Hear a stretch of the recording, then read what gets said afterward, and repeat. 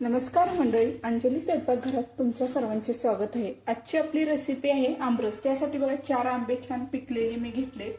आता एक पाणी घ्यायचे एका ह्याच्यात वटक्यात किंवा कशात तरी मोठ्या भांड्यात आणि हे आंबे 10 मिनिटं पाण्यात आपण ठेवणार आहोत। म्हणजे ह्याच्यातला जो चीक असतो वरचा किंवा कचरा माती लागलेली असते ती छान निघून जाते आणि स्वच्छ आंबे होतात।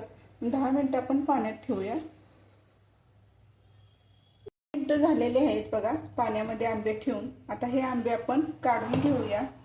एक सुती कपडा घ्यायचा आहे, त्या सुती कपड्यावरती हे आंबे ठेवून कोरडे करून घ्यायचे। आधी छान असे पुसून घ्यायचे।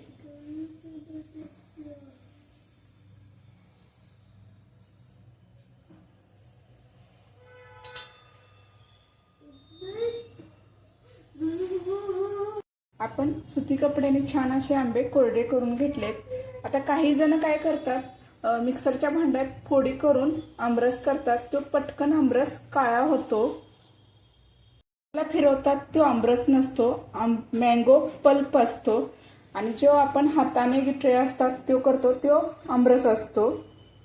त्या पद्धतीनेच आपण आज करतोय।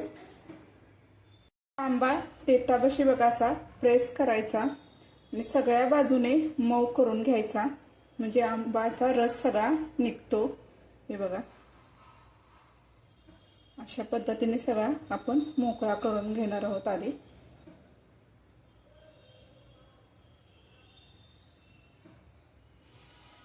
हे बाकीचे पण आंबे आपण असेच प्रेस करून घेणार आहोत। भांडं घ्यायचं। आता हे देठ आधी काढून टाकायचं हलक्यासं हातानं, ह्यात असं वरती दाबून रस सगळा एका भांड्यात काढून घ्यायचा आहे।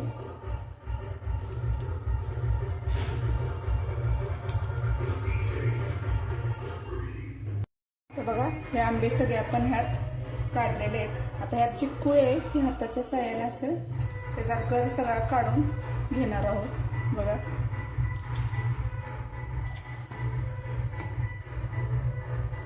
अशा पद्धतीने आपण करत आहोत।